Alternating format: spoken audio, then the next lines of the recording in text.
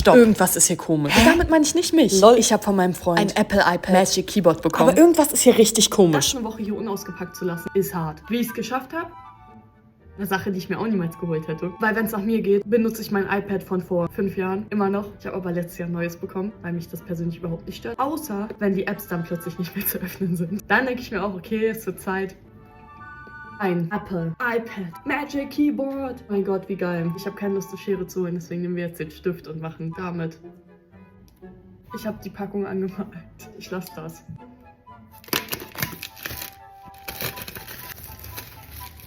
Sehr wichtig. Das hier ist kein Wettbewerb, wer am meisten was bekommt, wer irgendwas bekommt. Ich bin von nichts ausgegangen, ich habe nichts erwartet. Und ich finde, an Weihnachten sollte es eher darum gehen, dass man mit seinen Liebsten eine schöne Zeit verbringt. Alles andere ist sekundär, wenn überhaupt.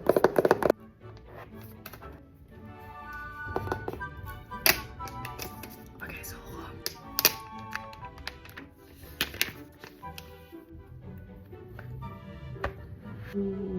Das ist sexy. Das ist geil. Wie mache ich das? Kommt's ein? Hä? Hält das iPad dann einfach hier drauf? Ist das magnetisch? Wieso kann ich das nicht weiterklappen? Fragen kommen auf.